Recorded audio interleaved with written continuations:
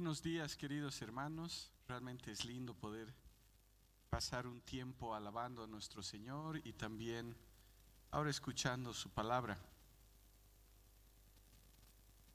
¿Qué preparativos estamos haciendo para Navidad? Porque ya se respira el ambiente navideño, ¿no? No sé, ¿ya hemos pensado con quién vamos a pasar este tiempo? Tal vez algunos no tenemos opción porque en la familia siempre hacemos lo mismo. Es posible que otros alternen con la familia de un lado y la familia del otro. Un año con la familia del marido, el otro con la familia de la esposa. Tal vez este año hemos decidido hacer algo solos. ¿Sabemos qué vamos a comer? Acá se habla mucho de la picana, ¿no? O tal vez un pavo. Cuando recién nos casamos, yo le pregunté a Karina qué quería comer en nuestra primera Navidad. Y ella me dijo un chanchito al horno. Para mí era medio raro porque yo nunca había comido chanchito al horno en Navidad. Pero parece que es una tradición del Oriente, ¿no? Entonces hicimos un chanchito al horno. Y tal vez estamos pensando en los regalos, ropa, juguetes. Algunos de los adultos todavía queremos juguetes de tecnología. Posiblemente ha sido un buen año y estamos pensando en algo grande. Tal vez no ha sido un buen año y entonces estamos pensando en algo sencillo. Para este momento, algunos tal vez ya tienen todo planificado. Otros están estresados por la falta de tiempo porque ni siquiera han puesto decoraciones en su casa, si es que ponen decoraciones. O tal vez simplemente somos más espontáneos para hacer las cosas. Ahora yo me pregunto, ¿qué tiene todo esto que ver con la Navidad?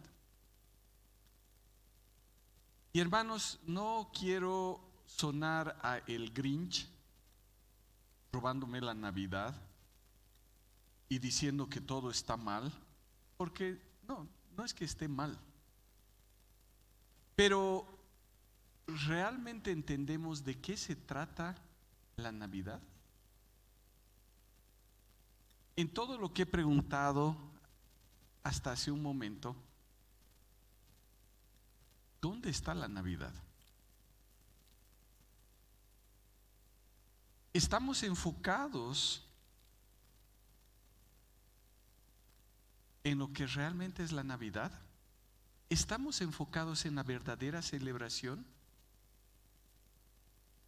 ¿O hemos caído en esa celebración a la que entramos tal vez ya en automático?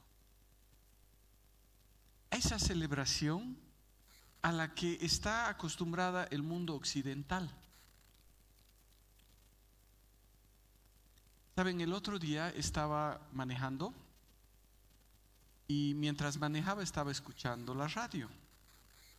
Y el conductor del programa hablaba de cómo ya se sentía el ambiente navideño y decía, la Navidad se trata de reconciliación. Y me hizo pensar, porque sí, en cierto sentido la Navidad se trata de reconciliación, de la provisión de Dios para nuestra reconciliación con Él. Pero bueno, el conductor continuó hablando y decía, entonces, veamos de reconciliarnos con los demás, que sea el tiempo en el que podamos reconciliarnos como familia, como amigos, como sociedad. Y creo que en ese sentido, el mundo ha tratado de darle un significado a lo que es la Navidad. Porque la gente en general no sabe lo que realmente es Navidad. La Navidad se trata de Jesús. La Navidad se trata del Hijo. La Navidad se trata del Dios hecho carne. Y la cultura occidental durante siglos se consideró cristiana, aunque en nuestros días se ha hecho mucho más secular. Ahora incluso en algunos ambientes está prohibido hablar de Cristo. Entonces se celebra una Navidad con ciertos rasgos de cultura cristiana, pero cada vez más se ha ido alejando de la realidad. Ahora, nosotros como hijos de Dios, como verdaderos cristianos, como discípulos de Jesús, tendríamos que entender que la Navidad tiene que ver con la encarnación del Hijo de Dios, con el principio de nuestra redención. Saben, la palabra Navidad o natividad viene del latín nativitas, que significa nacimiento. Entonces la Navidad está para celebrar el nacimiento de Jesús, del Salvador. Y la pregunta que surge acá es, ¿por qué tenía que nacer Jesús? ¿Por qué tenía que venir? ¿Por qué Jesús tenía que hacerse hombre? ¿Y por qué entonces celebramos su nacimiento? Para responder a esta pregunta, tenemos que irnos atrás, al principio de la historia de la humanidad, y específicamente hasta la caída del hombre, donde vamos a poder ver dos cosas que están en su boletín. Primero, la necesidad de un Salvador, y segundo, la provisión de un Salvador. Pero primero vamos a orar. Padre amado, te damos gracias por este tiempo que nos das. Señor, te pedimos que tú nos ayudes a entender lo que tienes para nosotros. Te damos gracias, Padre, porque podemos hablar acerca de del nacimiento de nuestro Señor Salvador Jesús. Te pedimos que tú abras nuestro corazón y nuestro entendimiento. En el nombre de Jesús. Amén. ¿Por qué necesitamos un Salvador? ¿Cuál es la necesidad que tenemos? Génesis 3 nos muestra cómo el hombre, movido por el engaño de Satanás, desconfió de la palabra de Dios. Desde el versículo 1 hasta el versículo 5 podemos leer lo siguiente. Génesis 3 del 1 al 5 dice: entonces la serpiente, que era el más astuto de todos los animales del campo que Jehová Dios había hecho, dijo a la mujer: ¿de veras Dios os ha dicho, no comáis de ningún árbol del jardín? La mujer respondió a la serpiente: podemos comer del fruto de los árboles del jardín, pero del fruto del árbol que está en medio del jardín, Dios ha dicho, no comáis de él, ni lo toquéis, no sea que muráis. Entonces la serpiente dijo a la mujer: ciertamente no moriréis. Es que Dios sabe que el día que comáis de él, vuestros ojos serán abiertos y seréis como Dios, conociendo el bien y el mal. Satanás, que ya se había rebelado contra Dios, fue a tentar a Adán y Eva.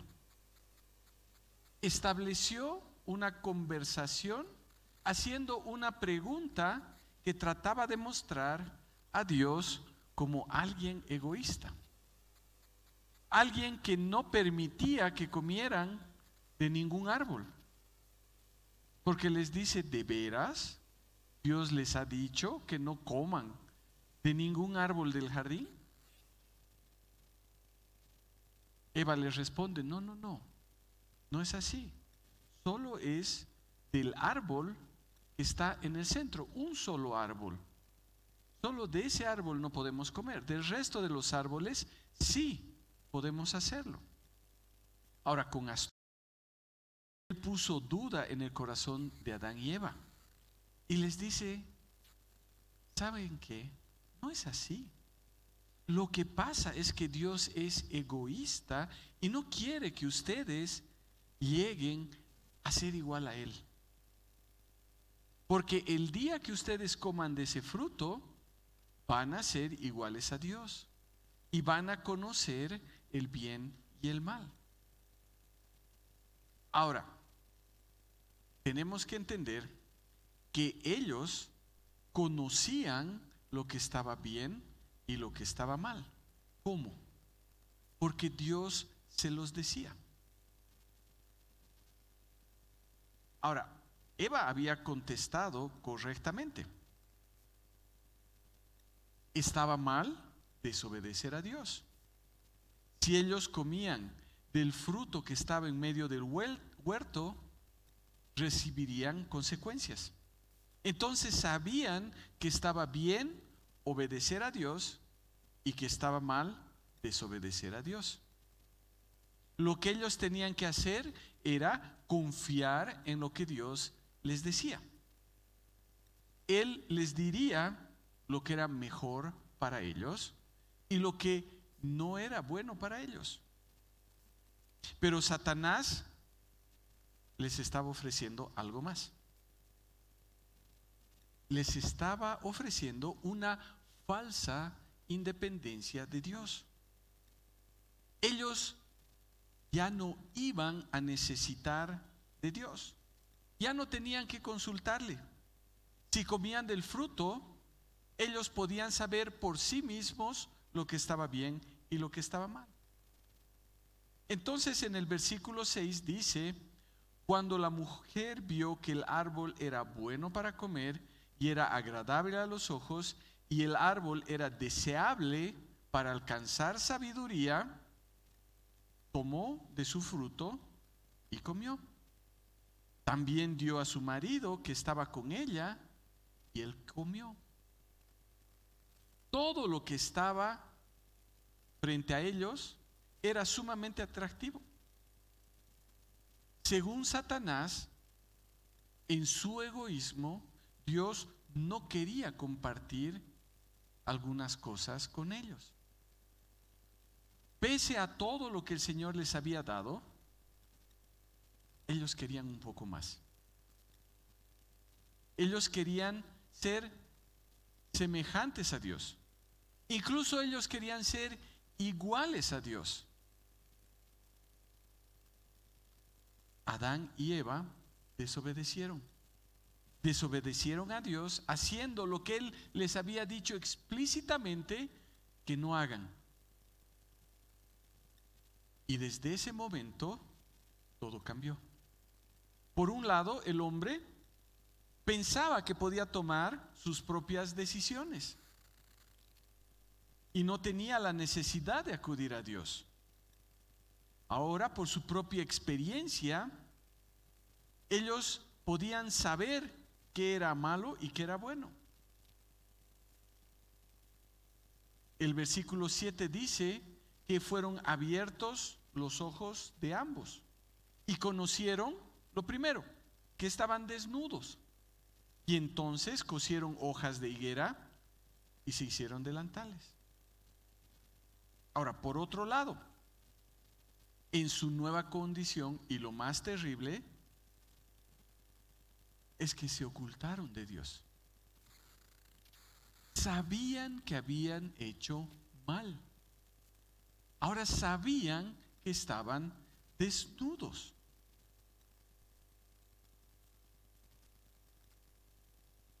En los versículos del 8 al 10 del mismo capítulo de Génesis 3, dice que cuando oyeron la voz de Jehová, Dios, que se paseaba en el jardín en el fresco del día, el hombre y su mujer se escondieron de la presencia de Jehová Dios entre los árboles del jardín. Pero Jehová Dios llamó al hombre y le preguntó: ¿dónde estás tú? Él les respondió: oí tu voz en el jardín y tuve miedo porque estaba desnudo, por eso me escondí.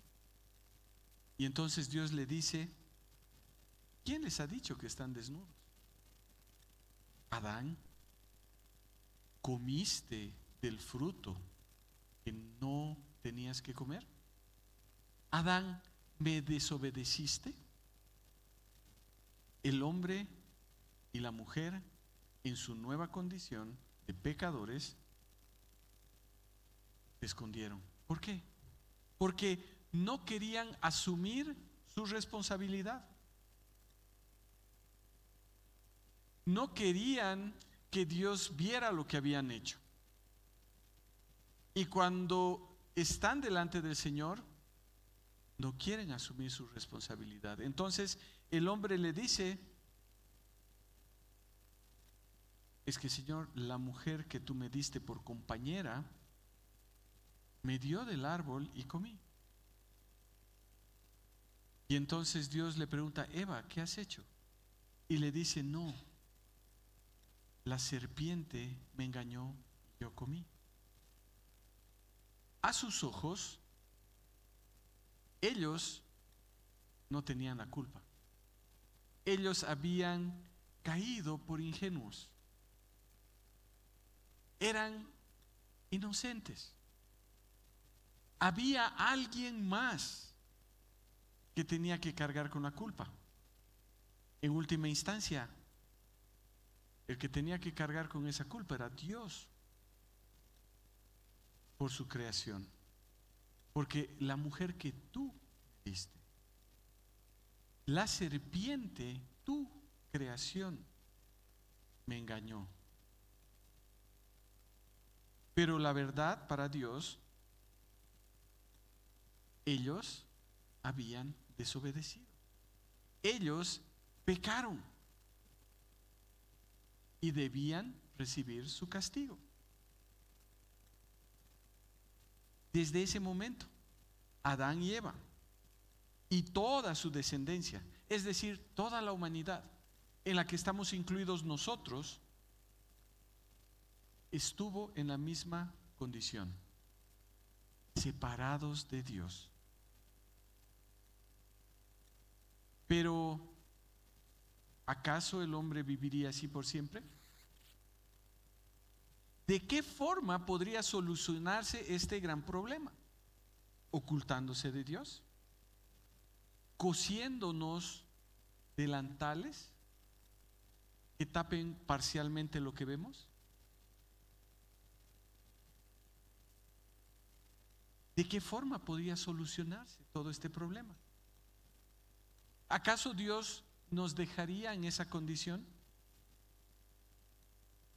Pero no solo pasaba eso, porque también el hombre es expuesto al deterioro físico.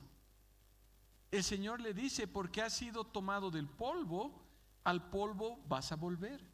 De aquí en adelante tu cuerpo se va a ir desgastando y va a llegar el día en el que tú vas a volver al polvo, porque de ahí fuiste tomado.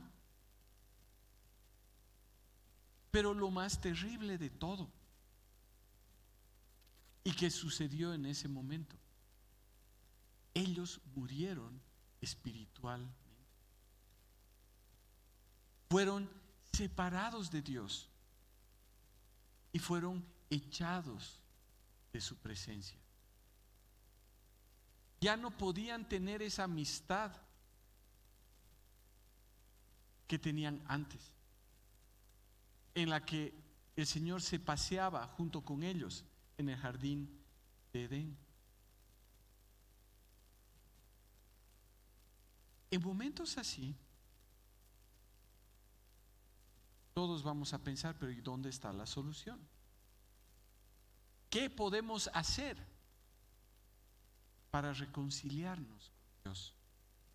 Pero en nuestra condición de seres caídos, no tenemos la posibilidad de hacer algo. Lo máximo que podemos hacer es, ocultarnos de Dios, como lo hicieron Adán y Eva. Tal vez vamos a tratar de tapar parcialmente nuestra desnudez. O tal vez vamos a decir: lo mejor que puedo hacer es ignorar a Dios, decir que no existe, y entonces vivo mi vida tranquilo. Pero una cosa sí es segura. Como humanidad siempre buscamos evitar nuestra responsabilidad, buscando culpables,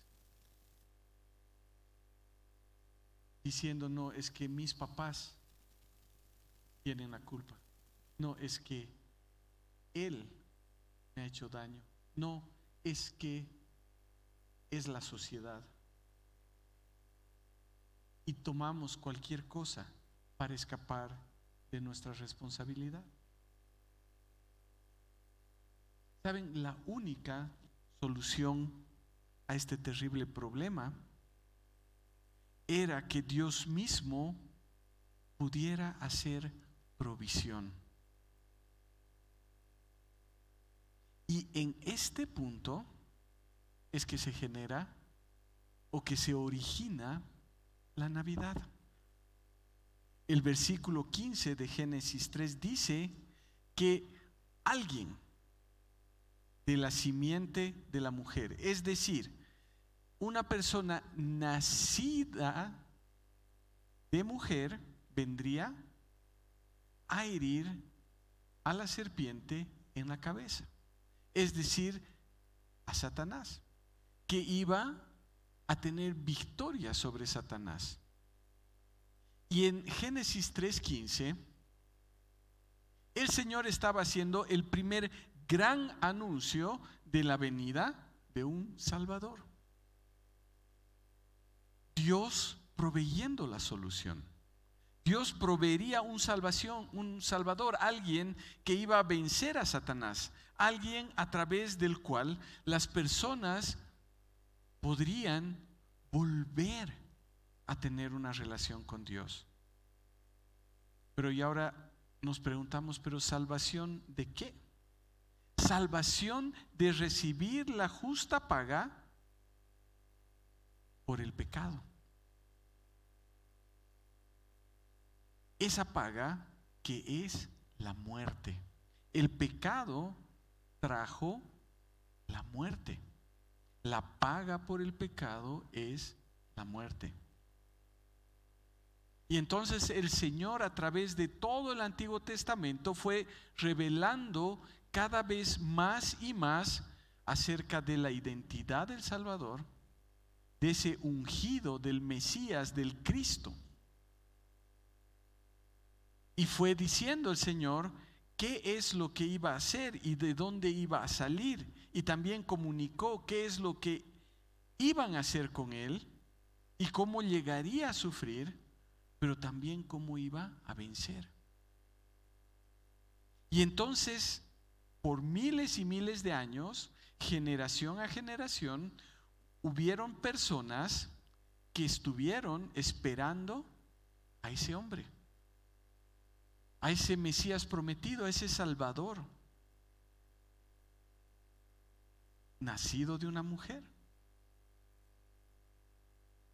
En pocas palabras, todos estaban esperando el cumplimiento de la Navidad. Entonces, dice la palabra que llegó el tiempo, el cumplimiento de la promesa. Y es así como el Señor hizo la provisión del Salvador. En el tiempo del Señor, ese tiempo que Él estableció, se manifestó el Salvador. ¿Qué tenía que suceder? En el Evangelio, según Mateo, en el capítulo 1, a partir del versículo 18, dice así: el nacimiento de Jesucristo fue así. Su madre María estaba desposada con José, y antes de que se unieran, se halló que ella había concebido del Espíritu Santo. José, su marido, como era justo y no quería difamarla, se propuso dejarla secretamente. Mientras él pensaba en esto, he aquí un ángel del Señor se le apareció en sueños y le dijo: José, hijo de David, no temas recibir a María tu mujer, porque lo que ha sido engendrado en ella es del Espíritu Santo. ella dará a luz un hijo y llamará su nombre Jesús, porque él salvará a su pueblo de sus pecados. Todo esto aconteció para que se cumpliese lo que habló el Señor por medio del profeta, diciendo: He aquí, la Virgen concebirá y dará a luz un hijo, y llamarán su nombre Emmanuel, que traducido quiere decir Dios con nosotros. Cuando José despertó del sueño, hizo como el ángel del Señor le había mandado y recibió a su mujer, pero no la conoció hasta que ella dio a luz un hijo y llamó su nombre Jesús. Vemos en este pasaje cómo fue el nacimiento de Jesús. Eso es lo que dice Mateo. La promesa en el jardín del Edén era que un hombre nacido de mujer traería la victoria final sobre Satanás. Entonces, el inicio tenía que ser el nacimiento de ese Salvador. Con el nacimiento de Jesús, el Señor estaba cumpliendo su promesa, enviando al Salvador. Ese hijo que María iba a tener, que había sido engendrado por el Espíritu Santo, sería el Salvador. Y ese hijo que daría a luz salvaría al pueblo de sus pecados.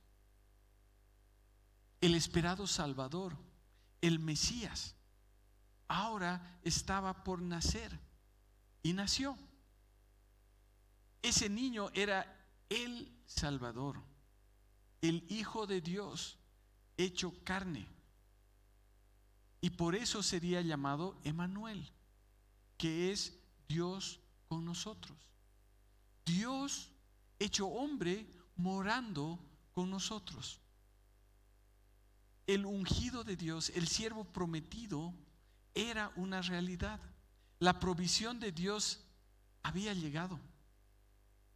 Era un anuncio increíble de algo que se estaba esperando literalmente por miles de años. Pero lo hermoso es que no solo fue una promesa para el pueblo de Israel, porque era la promesa que el Señor hizo desde el principio, en el jardín del Edén, para toda la humanidad. Y bueno, Dios determinó que el Salvador nacería del pueblo judío. Y el pueblo judío estaba a la espera. Había mucha expectativa. Personas como Zacarías, el papá de Juan el Bautista. Personas como María y José. Personas piadosas que estaban esperando la venida del Señor.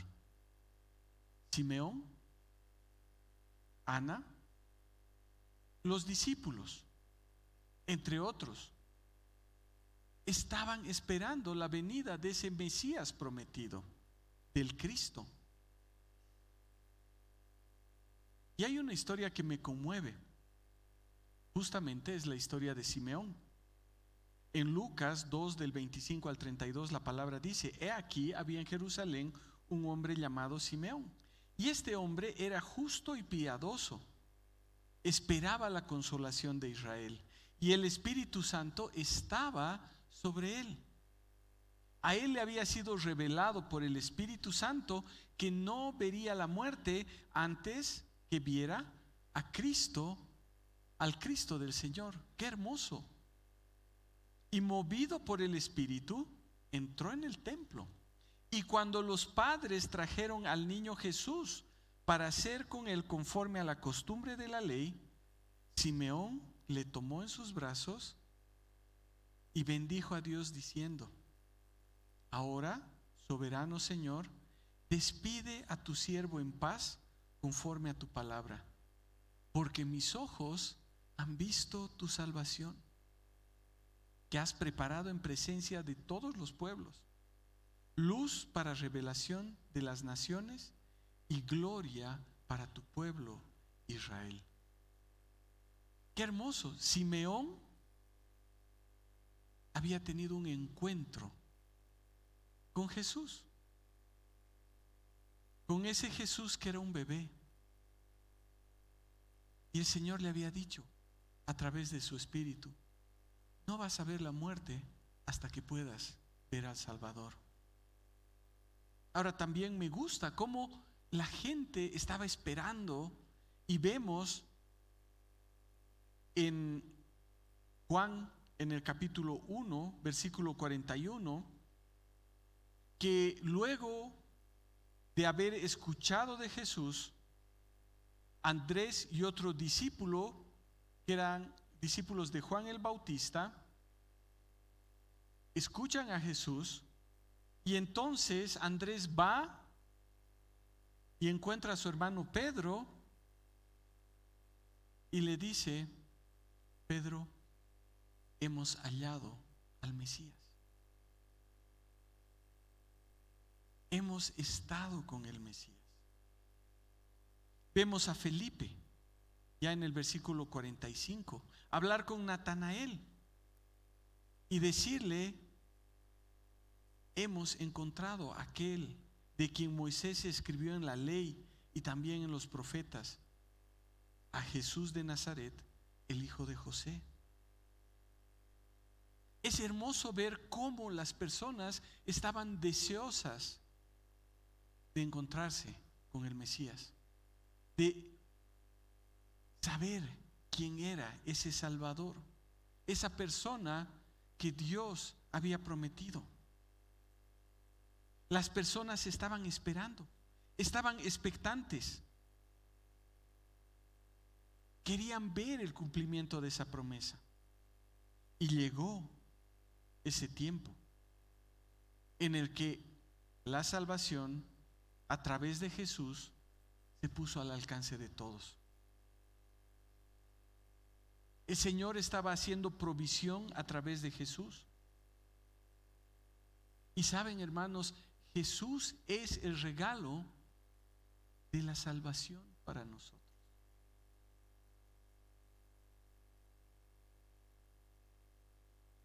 Conocemos de memoria Juan 3:16 y deberíamos memorizar hasta el 18, que dice: porque de tal manera amó Dios al mundo, que ha dado a su Hijo unigénito, para que todo aquel que en él cree no se pierda, mas tenga vida eterna.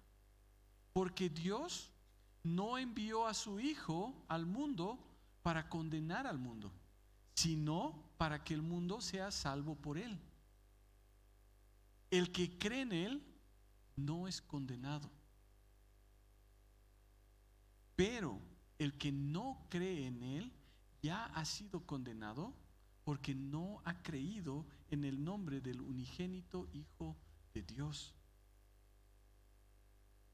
En el jardín del Edén, con la caída, la relación de Dios con el hombre se rompió.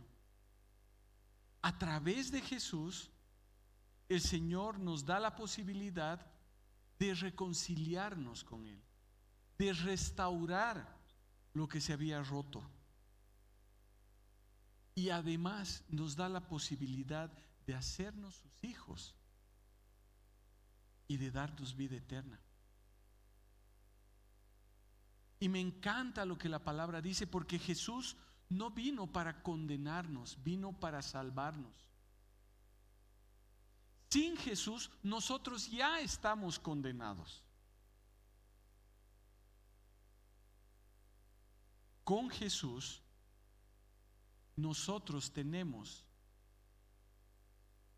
la posibilidad de no ser condenados. Dice que si no creemos en Él, vamos a permanecer en la condición en la que ya hemos sido condenados, porque no hemos creído en la provisión de salvación a través de Jesús. Ahora, tenemos que entender algo muy bien. Dios tenía que encarnarse. Dios tenía que hacerse hombre para cumplir su plan de salvación.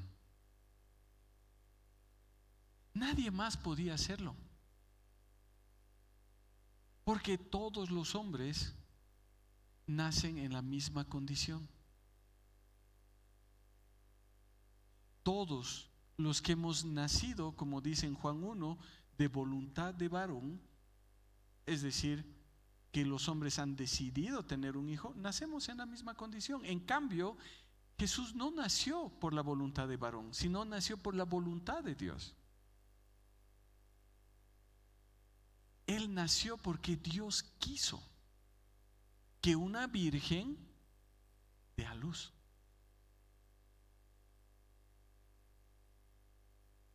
Entonces Él tenía que encarnarse. Él era el único que podía cumplir esa perfección para hacer el sacrificio perfecto. Y dice la palabra que ese plan de salvación el Señor lo había ideado incluso antes de la creación. Los judíos estaban esperando al Mesías, al Salvador, a ese ungido de Dios. Pero estaban esperando un líder político fuerte que los guíe a la victoria para restablecer el reino de David. Y muchos de ellos no entendieron que el Señor vino a restaurar su reino, pero restableciendo la relación rota de Dios con el hombre. Y por eso Jesús nació, y por eso Jesús vivió con nosotros. Y entonces por eso Él pudo hacer todo lo que hizo. Y Él nos da la posibilidad de poder tener salvación. Él vivió la vida que nosotros nunca vamos a poder vivir. Y Él llevó todo nuestro pecado en su cuerpo y nos dio toda su justicia. A través de Cristo, el Señor puso a nuestro alcance esa posibilidad de reconciliarnos con Él. Pero ahora yo me ponía a pensar, hermanos, el Señor ya ha venido y nosotros estamos a 2 semanas de celebrar la Nochebuena y la Navidad. Cuando pensamos en la Navidad, hay esa expectativa que tenían esas personas esperando al Salvador. ¿O estamos tal vez ya adormecidos y acostumbrados y no entendemos realmente para qué vino Jesús? ¿Por qué tenía que venir Jesús? Porque tenemos la necesidad de un Salvador. Y porque el Señor ha provisto ese Salvador en Jesús. Por eso tenía que nacer. Entonces, ¿qué es la Navidad para nosotros? ¿Es ese tiempo de reconciliación y compartir? ¿Es ese tiempo en familia, con comida rica y regalos? ¿Qué tenemos en nuestra mente para la celebración de Navidad? ¿Estar reunidos y hablar de Jesús y comer rico y tener regalos? ¿O Jesús no está en nuestros planes? La Navidad que tenemos, la Navidad que celebramos, ¿realmente tiene que ver con Jesús? ¿Tiene que ver con la promesa de salvación y la provisión de un Salvador? ¿Estamos celebrando la Navidad como deberíamos hacerlo? ¿O tal vez ya hemos sido absorbidos por las celebraciones sin Dios, sin Jesús como protagonista y sin siquiera mencionar la salvación en nuestra celebración. Hermanos, que esta Navidad sea un tiempo de reconocer de una forma verdadera quién es Jesús, de entender por qué tenía que venir y de dar gracias a Dios porque Él ha provisto salvación. Pero no solo eso, sino que también sea el tiempo en el que podamos comunicar esto a las personas, para que ellos también puedan conocer a Jesús para salvación. ¿Con cuántas personas nos vamos a reunir en este tiempo que no conocen a Jesús? ¿Qué vamos a hacer? ¿Les vamos a predicar el Evangelio? Creo que es tiempo de hacerlo, porque es este tiempo en el que las personas están mucho más abiertas a escuchar acerca de Jesús.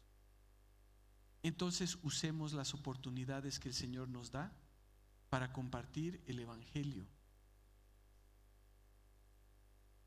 Voy a pedir que podamos inclinar nuestros rostros y le podamos decir: Señor, realmente quiero que esta Navidad sea diferente. Una Navidad en la que estamos compartiendo de nuestro Salvador. Padre amado, te damos gracias. Gracias, Señor, por este tiempo que nos das. Gracias, Padre, porque podemos hablar acerca de la Navidad. Gracias, Señor, porque a través de nuestro Señor Jesús, tú nos has dado salvación. Gracias porque tú has permitido que el Hijo se haga carne, que nazca.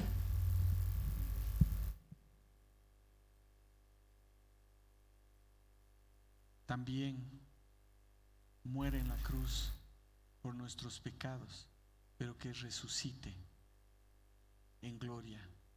Te damos gracias, Padre, y ayúdanos, Señor, en el nombre de tu Hijo amado. Amén.